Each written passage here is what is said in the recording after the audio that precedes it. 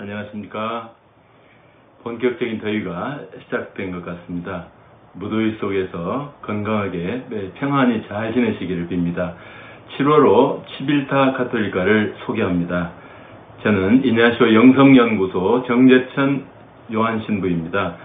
이창현 신부님이 7월, 8월 두 달 동안 제3수련을 떠났습니다. 그래서 제가 혼자 하게 됐습니다. 이창현 신부님 제3수련 잘 받으시도록 기도 중에 기억해 주시기를 부탁드립니다. 7월에는 5개의 글과 교정의 편지 등 총 6개의 글을 올렸습니다. 아버지의 마음으로 요셉은 예수님을 사랑했습니다. 또 위기, 교회 개혁을 위한 열쇠말. 세 번째로는 지속 가능한 발전을 위한 2030 아젠다와 종교의 역할. 또 교정의 편지, 또 새로운 터키 제국의 꿈, 끝으로 아마도 신은 주사위 놀이를 한다. 이상 6개의 글입니다. 이 글들을 번역해 주신 우리 예수의 형제들과 대전신학교 안소근 수녀님 그리고 부산교구 노우재 신부님께 감사드립니다. 하나씩 소개하겠습니다. 올해가 성 요셉의 해입니다. 교종께서 지난 12월 8일부터 성 요셉의 해를 지내도록 선포하면서 아버지의 마음으로 라는 회칙을 반포하였죠. 코로나를 맞은 전 세계와 교회가 이 위기에 잘 대처하기 위해서 예수님의 아버지 성 요셉을 소환한 것입니다. 아버지의 마음으로 요셉은 예수님을 사랑했습니다. 라는 회칙을 이 글은 설명해 주고 있습니다. 아버지가 된다는 것에 대해서 생각하게 합니다. 아버지는 어머니와 다릅니다. 어머니는 자신이 낳은 아이들의 어머니이지만 아버지는 아이를 낳아서가 아니라 누군가의 아버지가 되어주기로 하면서 아버지가 됩니다. 요셉이 아버지가 되지 않았으면 예수님은 복음을 선포할 수 없었고 그의 사명을 수행할 수도 없었을 겁니다. 이는 결코 주변적인 역할이 아닙니다. 책서에서는 요셉의 아버지다운 특징들을 제시하는데요. 이 글은 그것들을 배경 설명과 함께 잘 우리에게 소개해주고 있습니다. 사랑받는 아버지, 온유하고 다정한 아버지, 순종하는 아버지, 또 수용하는 아버지, 창조적 용기를 지닌 아버지 등 우리가 새겨볼 만한 그런 내용입니다. 두 번째 글은 위기, 교회 개혁을 위한 열쇠말입니다. 위기에 대한 교황님의 입장을 정리한 글입니다. 우리 자신의 삶 그리고 내가 속한 기관이나 공동체의 생활을 위해서 세계범직한 그런 내용입니다. 교종께서 위기를 보는 눈이 다릅니다. 위기는 행동과 선택의 동력이 될 수 있으며 역사를 완성한다고 봅니다. 교회 역사에 위기의 인물들이 많았다고 지적합니다. 또 예수님 자신이 십자가의 위기를 통과하신 분이기도 합니다. 복음에 비추어서 이 위기를 바라볼 수 있는 지혜를 청할 필요가 있다고 이 글은 강조하고 있습니다. 교황님은 그러나 갈등과 위기를 구별하신다고 합니다. 갈등은 불화 또 경쟁을 유발하고 친구와 적으로 구분하며 적대감을 형성한다는 겁니다. 그런데 위기는 편가름이 아니라는 겁니다. 그래서 이렇게 말씀을 하십니다. 악하고 잘못된 것, 약하고 건강하지 못한 모든 것이 밝혀지면 비로소 우리가 무엇에 죽어야 할지를 알게 해준다는 겁니다. 위기는 우리가 젖어 지내온 비복음적인 생활과 사고방식을 드러내줍니다. 마지막 문장이 아주 인상적이었습니다. 제가 위기에 머무를 수 있도록 용기를 저에게 허락해 주십사 기도해 주세요. 라는 말씀인데요. 이런 의미에서 우리 이냐시오 영성연구소에서 번역한 책 저를 위해 기도해 주세요를 추천합니다.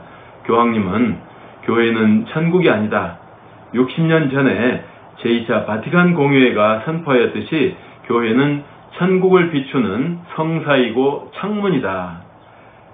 이 창문이 깨끗할수록 하느님 나라를 더 투명하게 보여줄 수 있다. 그러니 중단 없이 교회를 개혁하고 쇄신해야 한다 하고 말씀하시고 행동하시는 겁니다.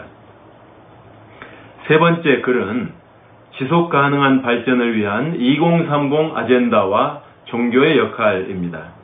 2015년 유엔이 주관하여 전 세계 모든 나라에 해당하는 미래 사회의 설계도를 제시했습니다. 과학자, 경제학자, 사회학자, 기술자, 정치인들이 참여해서 다양한 환경 문제를 진단하고 지속 가능한 발전의 모델을 제시한 것입니다.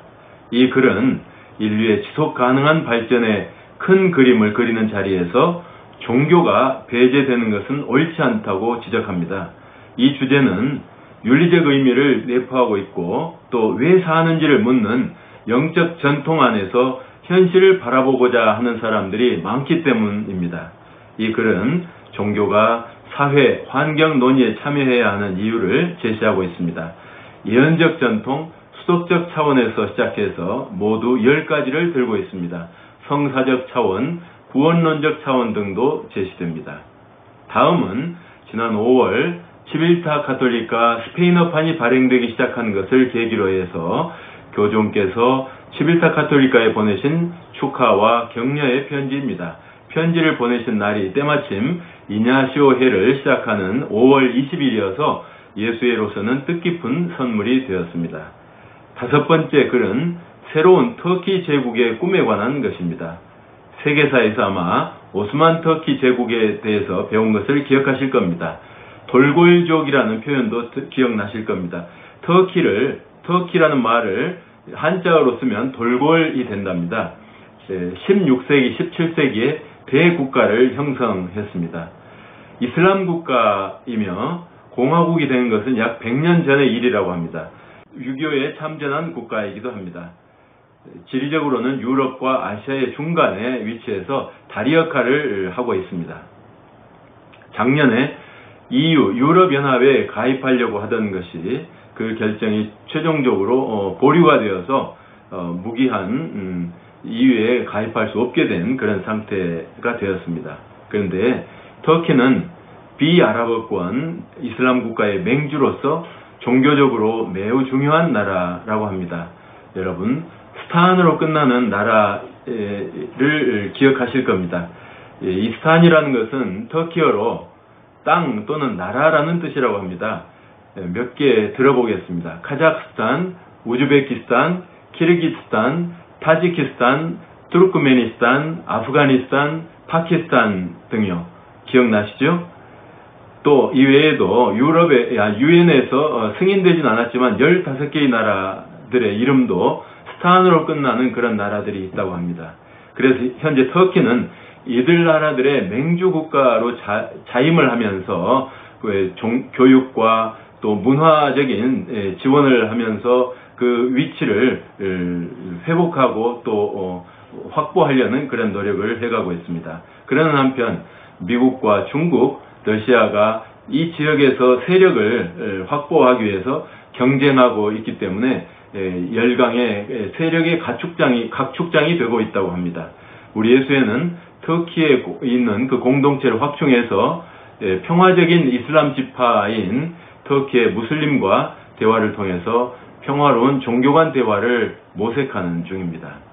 여섯 번째 글은 과학과 신학의 대화에 대한 글입니다.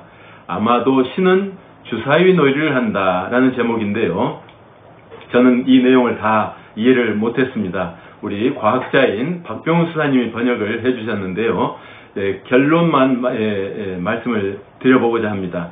두 가지를 제시하고 있더라고요.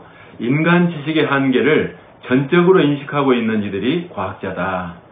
아무리 과학이 발달해도 여전히 인간의 한계는 뚜렷하다는 것을 과학자들이 누구보다도 잘 안다는 겁니다. 두 번째는 이 과학자들이 그럼에도 불구하고 인간 인식의 지평을 끊임없이 늘려왔다는 것입니다. 인간 지식의 한계 끝에 서본 그 사람들 입장에서 할 이야기가 많겠죠. 그런데 이 글에서는 그렇습니다. 이 지평 너머에, 인간 지식의 한계 너머에 아무것도 없다, 신은 존재하지 않는다라고 주장하는 것은 부당하다는 겁니다. 왜냐하면 알지 못하는 것에 대해서 주장하는 것이기 때문에요. 물리학은 정보를 제공하지만 우리를 강요하거나 구속하지는 않는다라고 합니다. 가톨릭의 지성인들, 특히 과학자들이 관심을 갖고 읽어주시기를 바랍니다. 과학과 신앙은 양립할 수 없는 것이 아니고 서로 대화 가능하고 우리의 지평을 넓혀주는 그런 긍정적인 학문이죠. 우리가 번역해 올린 글은 이 정도입니다. 그런데 지난번에도 말씀드린 바와 같이 이태리어판과 영어판에는 이외에도 더 많은 글들이 실리고 있습니다. 그래서 우리 홈페이지에는 모든 글들의 요약문과 사진을 함께 올려서 관심 있는 분들이 직접 해당 기사로 접속하실 수 있도록 창구 역할을 하고 있습니다. 요약문에 있는 주소를 클릭하시면 해당 기사로 바로 들어갈 수 있으니 많은 이용을 바랍니다.